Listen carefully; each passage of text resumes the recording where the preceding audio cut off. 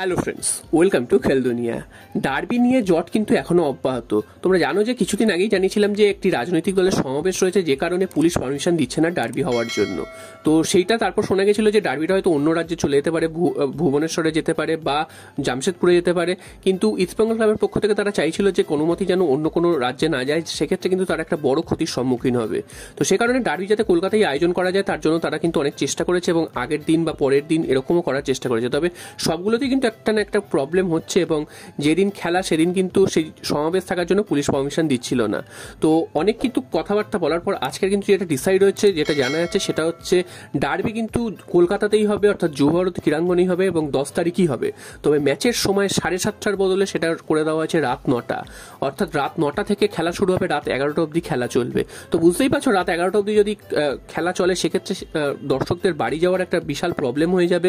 এবং আমাদের কলকাতা শহরে কিন্তু এত রাত অবধি কোনো খেলা জেনারেলি চলে না। হ্যাঁ, ক্রিকেটে আইপিএল চলে ঠিকই, তবে আইপিএল এর সাথে এই খেলার কিন্তু তুলনা করলে ভুল হবে, কারণ এখানে কিন্তু গাড়ি ঘোড়ারও একটা প্রবলেম আছে। তো সেক্ষেত্রে যদি রাত 11টা অবধি খেলা হয় সেক্ষেত্রে কিন্তু অনেক দর্শকই বাড়ি ফিরতে পারবে না।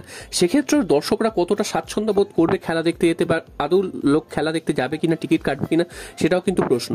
তবে এখানেও একটা জট রয়েছে, 9টা থেকে একটা ডিসিশন নেওয়া হয়েছে ঠিকই, তবে এখানে কিন্তু এফএসডিএল এরও একটা অনুমতির প্রয়োজন আছে, কারণ এফএসডিএল বলেছে যে রাত 9টার সময় তারা টেলিকাস্টের স্লট পাচ্ছে না, অর্থাৎ তারা চায় রাত 9টার আগে তারা 8টায় করতে, অর্থাৎ 8টা থেকে তারা যাতে খেলাটা করতে পারে সেটা কিন্তু চাইছে, অর্থাৎ আধ ঘন্টা যাতে পিছিয়ে দেয়।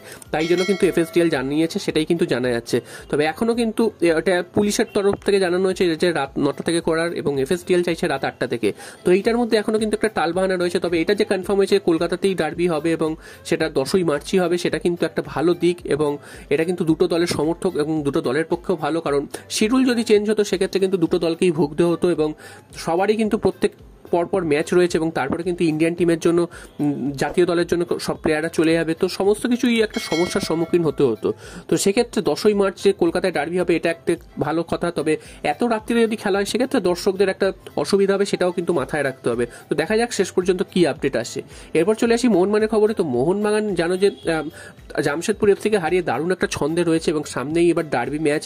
তো ডার্বি ম্যাচে কিন্তু দীপক টাংরিকে মোহনবাগান পাবে না, সেক্ষেত্রে মোহনবাগানের সেন্ট্রাল ডিফেন্সিভ মিডফিল্ড পজিশনটা কিন্তু অনিরুদ্ধ থাপাই শুরু করবে এবং বাকি টিম কিন্তু আনচেঞ্জডই রাখবে। অর্থাৎ আগের দিন আমরা দেখেছিলাম যে টিম মোহনবাগান প্রথম থেকে খেলেছিল, শুধুমাত্র দীপক টাংরির বদলে অনিরুদ্ধ থাপা তিনি কিন্তু নামতে পারেন, এছাড়া কিন্তু পুরো টিমই কিন্তু এক থাকবে এবং মোহনবাগান একটা দারুণ ছন্দে রয়েছে। আগের দিন 3 গোল করেছিল, তো যদিও প্রথমে কিন্তু 1 গোল দেওয়ার পর মোহনবাগান অনেকটাই চাপে পড়ে গেছিল, তবে সেই চাপ কাটিয়ে উঠে যে মোহনবাগান আবার ঘুরে দাঁড়াতে পেরেছে বা আরও গোল করে দিতে পেরেছে, সেটা কিন্তু মোহনবাগানকে বাড়তি অক্সিজেন দেবে আগামী ডার্বি ম্যাচে।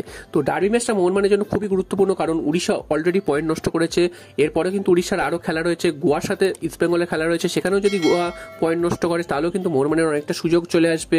এছাড়াও মুম্বাই সিটি এফসিরও কিন্তু খেলা রয়েছে, মুম্বাই সিটি এফসির ম্যাচের দিকেও মোহনবাগান তাকিয়ে থাকবে।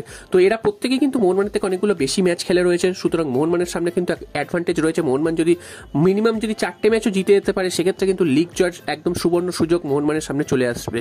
তো মোহনবাগানের হাতে এখনো কিন্তু 7খানা ম্যাচ রয়েছে, তো মোহনবাগান কিন্তু চাইলে নিজেদের হাতেই নিজেদের চ্যাম্পিয়ন হওয়ার চাবিকাঠি রয়েছে। তো দেখা যাক মোহনবাগান শেষ পর্যন্ত কোন স্থানে গিয়ে শেষ করে, এবং মোহনবাগান সমর্থকরা অবশ্যই চাইবে যে প্রত্যেকটা ম্যাচ জিতেই তারা যাতে চ্যাম্পিয়ন হোক, তবে সেটা তো সম্ভব নয়। তো দেখা যাক শেষ পর্যন্ত মোহনবাগান কোথায় শেষ করে।